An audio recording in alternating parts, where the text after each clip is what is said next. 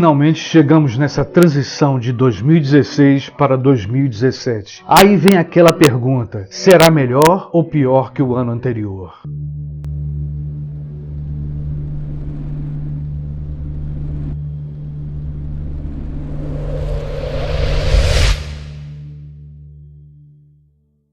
Olá pessoal, olha só, eu vou mandar um abraço para 2 membros da família Quase Tudo. É bem rapidinho. E como bom cavalheiro, damas primeiro. Por isso que o meu primeiro grande abraço vai para Daniela, a Dan, de Pernambuco. Dan, grande beijo para você. Finalmente o meu abraço vai para um casal, Edmar e Luciana. Eles são de Uruguaiana, Rio Grande do Sul. Edmar, Luciana, grande abraço para vocês. Agora ainda o nosso papo. Olha só, no que se refere ao Brasil, a crise política foi enorme. A crise política e econômica. Guerras e atentados terroristas marcaram o mundo em 2016. E agora? O que a gente pode esperar de 2017? É claro que essa prática de tentar olhar o futuro e afirmar certas coisas não é no campo da ciência. Não pertence ao método científico. Essa prática de olhar para o futuro, prever o futuro, fica para os videntes, para os feiticeiros, para os adivinhos. Coisa que eu não quero ser. A gente sabe que toda comemoração de fim de ano é uma prática cultural, simplesmente um ritual de passagem. Como é esse exemplo, passagem de 2016 para 2017. O interessante é que funciona. Funciona tanto para o comércio, como funciona também para a nossa vida psicológica e para a nossa percepção do tempo. E hoje nós não podemos sair disso, porque isso é uma criação, uma invenção antiga, milenar, onde o homem separou em dias, semanas, meses, anos. E todo mundo espera que o ano novo seja melhor que o anterior. E que assim seja. Mas eu devo ressaltar. O que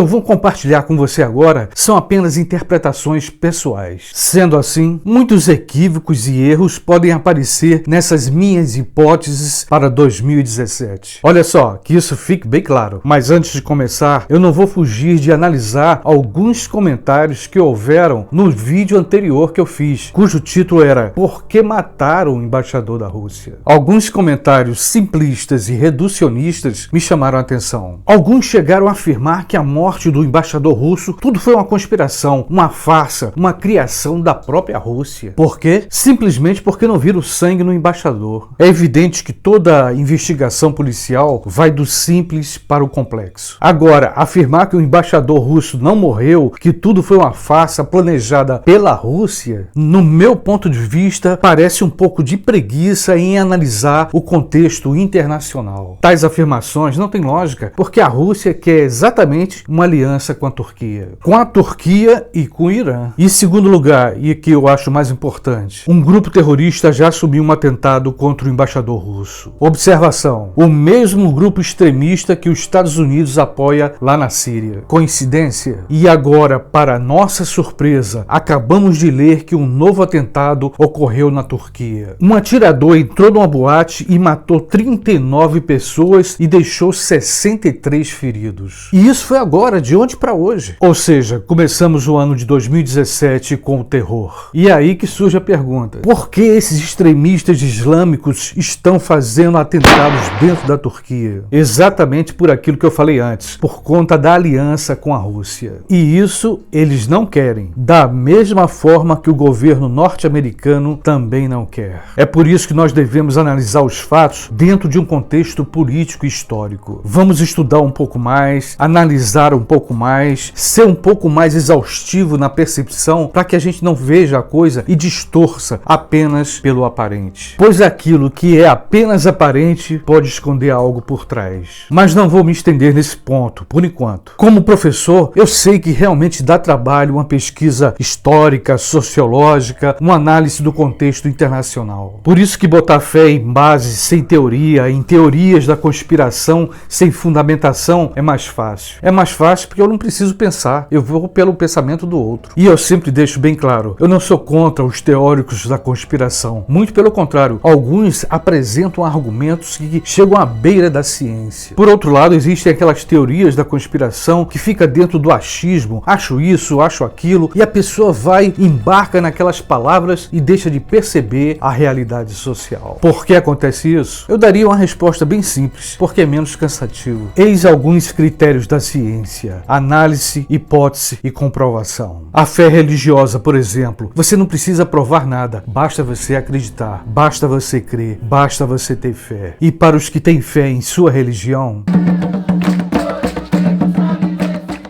deixo aqui registrado todo o meu respeito. E agora, vamos para 2017?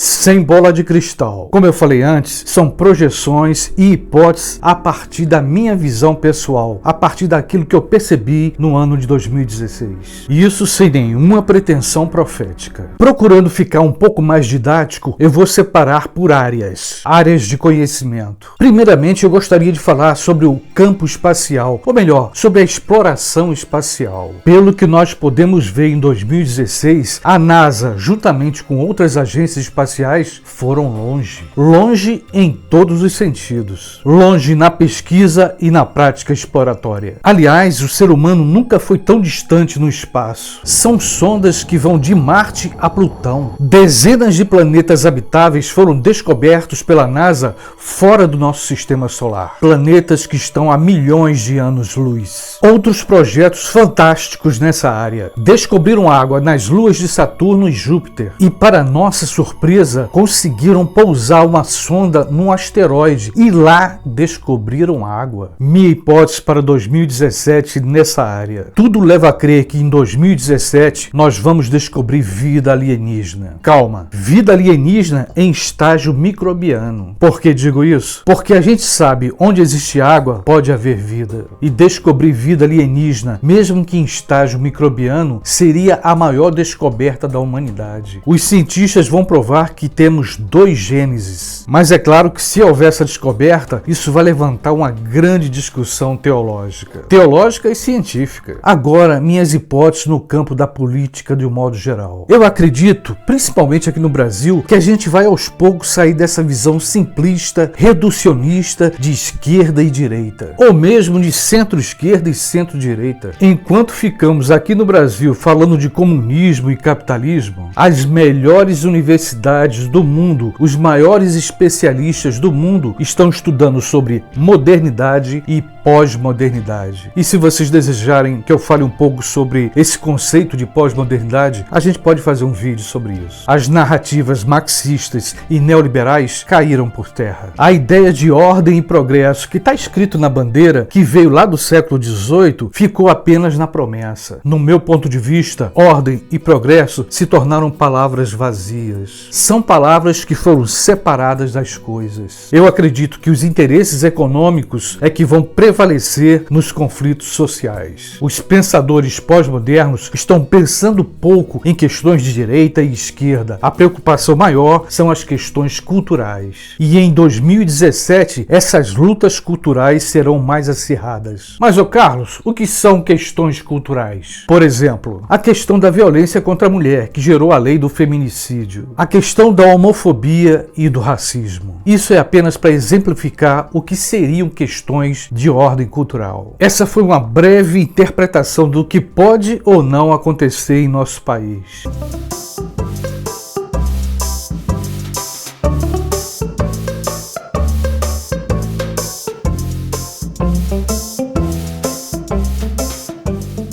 Agora entrando no campo das relações internacionais, ou da nova ordem internacional. No ano de 2016, o cenário mundial foi mudando drasticamente. Eu acho que você deve lembrar, logo mais ou menos do início do ano de 2016 até a metade do ano, a mídia internacional ficou em cima da Coreia do Norte. A imprensa internacional não perdoava aquele país. Por quê? Porque o pequeno país norte-coreano bateu de frente, encarou os Estados Estados Unidos. Ameaçou jogar bombas atômicas naquele país. Até que finalmente a Coreia do Norte fez um grande teste. Um teste que chamou a atenção do mundo. Eles desenvolveram e testaram a bomba mais perigosa do mundo, a bomba H. Mas durante as eleições para presidente dos Estados Unidos, o governo da Coreia do Norte ficou em silêncio. Aliás, o seu líder chegou a elogiar Donald Trump. Minha hipótese para 2017. Tudo vai depender da política externa de Donald Trump, o novo presidente dos Estados Unidos, das suas relações com a Rússia e com a China, aliadas da Coreia do Norte. Se houver diálogo, se houver diplomacia, a Terceira Guerra Mundial fica um pouco mais distante, o que é bom para nós. Fica um pouco mais longe, mas em 2017. E agora minhas interpretações e hipóteses para o Oriente Médio. Embora numa paisagem terrível de guerra, a cidade de Alepo, na Síria, foi libertada. Depois da morte de mais de 250 mil pessoas, a Síria parece que está respirando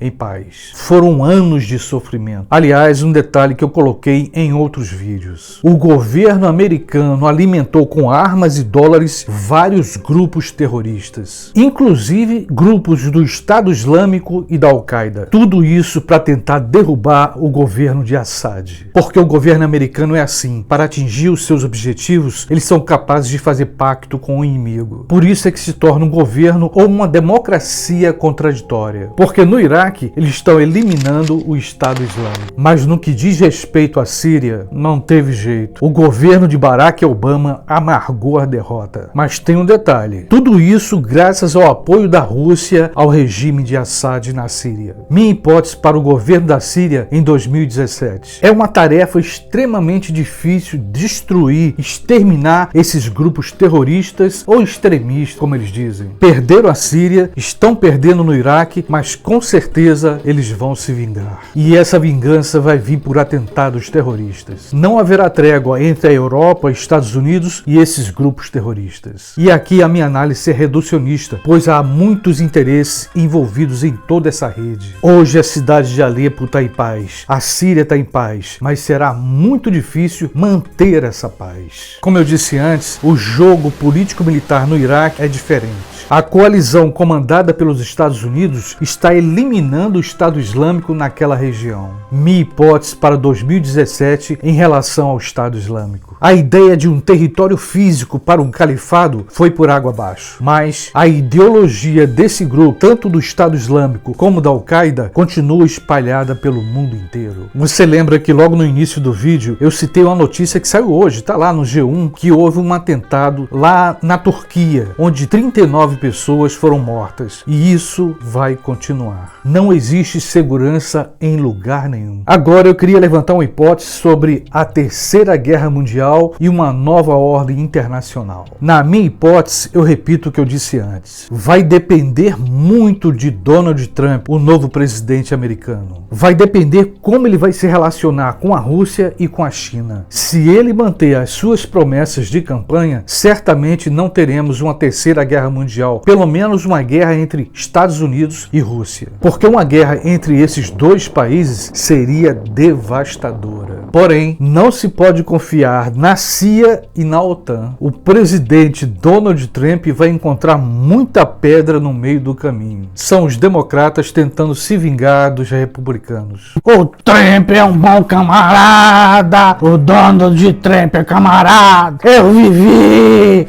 eu torci, eu ganhei. Aquela reila me perdeu. Eu torço pelo Trump. Você não gostou? Tá com raiva porque ele ganhou? Morra de raiva. Tô nem aí. Qual é a televisão que eu olho aqui? Trump é o cara. É o cara. O presidente Obama tá deixando um campo minado para Donald Trump. Minha hipótese, farão de tudo para provocar a China e a Rússia. O governo americano tá uma pilha de nervos. Estão insatisfeitos, estão revoltados. Claro, estou falando aqui do governo que está saindo. fazendo? Por que estão revoltados? Porque o governo americano está perdendo, se não já perdeu, a sua hegemonia no mundo. O seu poder sobre todos os países já não é o mesmo. A nova ordem internacional começa a ser conduzida pela Rússia e pela China. E tem algo que a gente não pode deixar de observar. O líder da Rússia, Vladimir Putin, está costurando alianças em várias regiões. Está fazendo o papel de um verdadeiro diplomata. E tem mais, a Rússia está suportando as sanções econômicas impostas pela ONU e pelos Estados Unidos. E aqui um detalhe curioso. O novo presidente americano que vai tomar posse, há muito tempo vem elogiando Vladimir Putin, o líder da Rússia. E aí a Coreia do Norte pode ser um problema menor. Sendo assim, minhas hipóteses menos positivas ficam para o Oriente Médio. Essas breves projeções para 2017 são apenas interpretações pessoais. Interpretações a partir de tudo que eu vi, li e analisei em 2016. E eu quero aproveitar esse momento para renovar aqui o meu convite. Se você ainda não se inscreveu no meu canal,